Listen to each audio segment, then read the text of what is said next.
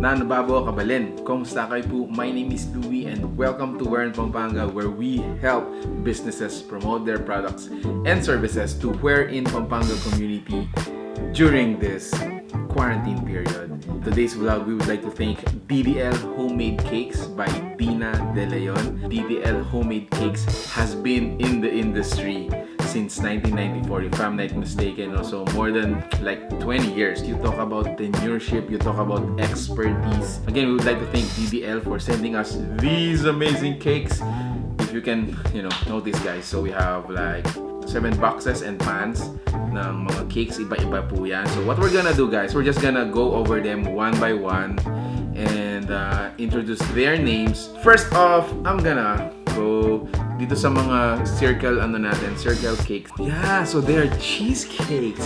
So cheesecake po sila na iba-iba yung flavor. Let's start with the ube. Okay, so this is ube cheesecake. Let me see. And open it. And you know what?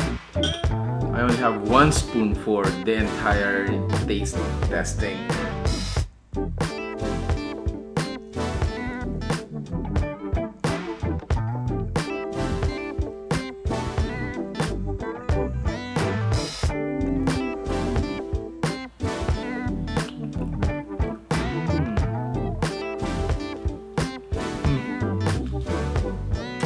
Wow. Oh, wow.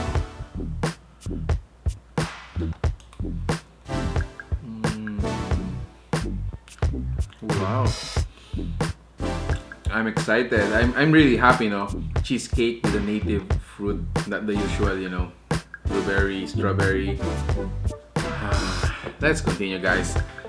I love my job. So next is mango cheesecake. Actually, this got me really interested kanina pa. So physical observation, it's like a flower or a rose.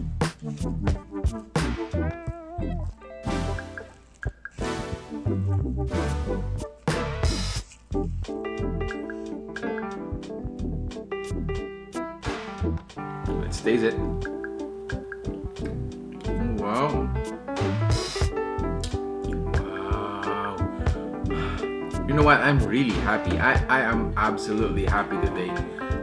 Ibang lasa naman ng mga cheesecake ang natikman ko today.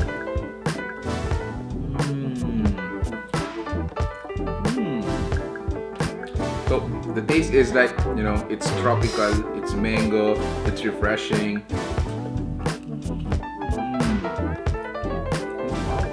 Grabe guys, that was just the second and I am absolutely delighted. Super happy. The next natin is avocado cheesecake.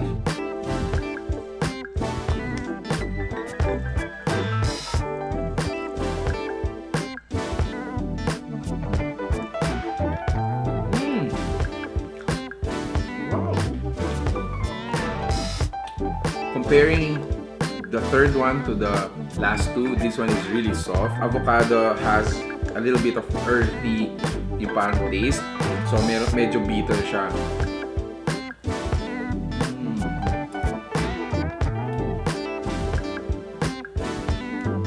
Oh, this one's heavy.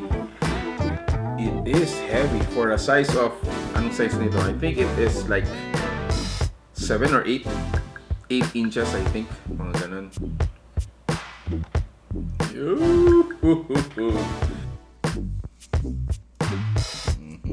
Triangle.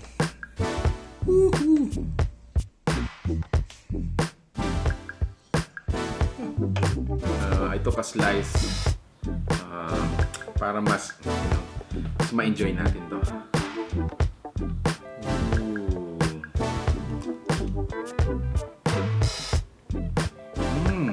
Oh, wow! So from the top, it has nuts. Yung pinaka, I don't know how they call it, if it's bread, parang ganyan. It's gooey, medyo caramel ang dating sa akin. But all throughout, it has, nuts, which I really am enjoying. Yeah, it's a bit crunchy because probably of the, mga nuts natin dyan.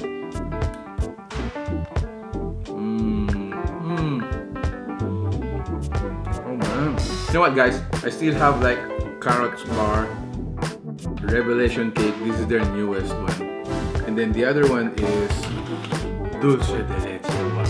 Honestly, I'm trying to, taste everything, pero grabe. I think I had enough sugar for this taste testing.